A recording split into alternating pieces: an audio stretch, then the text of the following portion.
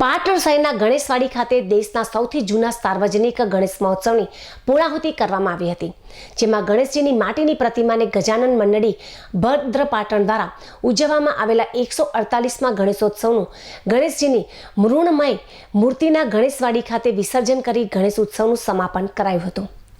ગજાનન મંડળી ભદ્ર પાટણ દ્વારા આયોજિત 148મા ગણેશોત્સવ દરમિયાન 11 દિવસ પૂજન અર્ચન કરી ગણેશજીની પ્રથિવ મૃણમય મૂર્તિનું વિસર્જન વિધિ કરવામાં આવી હતી અને સવારે ગણેશવાડી ભદ્ર પાટણ ખાતે જલકુંડમાં શ્રીજીની મૂર્તિનું વિસર્જન કરીને વિદાય આપવામાં આવી હતી।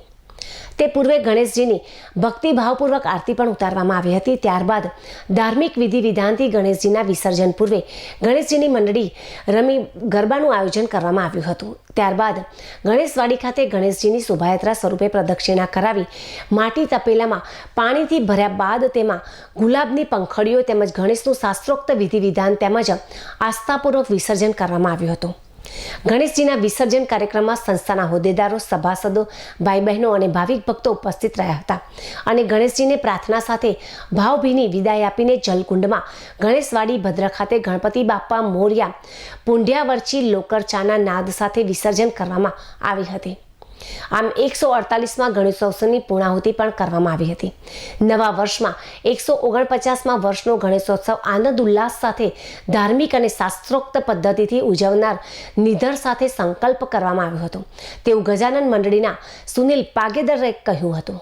શ્રી ગજાનન મંડળી ભદ્ર પાટણ દ્વારા આ 148મો ગણેશોત્સવ ધામધૂમ આનંદ ઉલ્લાસથી સૌએ રંગે ચંગે મનાયો અને આ 12મા દિવસે અમે અને ગણપતિને અહીંયા વિદાય આપી છે, કારણ કે વિસર્જન ગણેશવાડીમાં જ કર્યું છે। ગ્રહણ અને વેદ લાગ્યા હોવાથી અમે શોભાયાત્રા સાંજનો જે અમારો કાયમનો નિત્યક્રમ હતો એની જગ્યાએ સવારે એનું વિસર્જન કરવામાં આવેલું છે। આ મૃણમય મૂર્તિ જ્યારે વિસર્જિત કરી ત્યારે એમાંથી માટીનો અંશ લઈ લેવામાં આવ્યો અને આવતા વર્ષે જ્યારે ગણપતિની મૂર્તિ મંત્રોચ્ચાર સાથે બનશે ત્યારે એમાં ભેળવવામાં આવશે।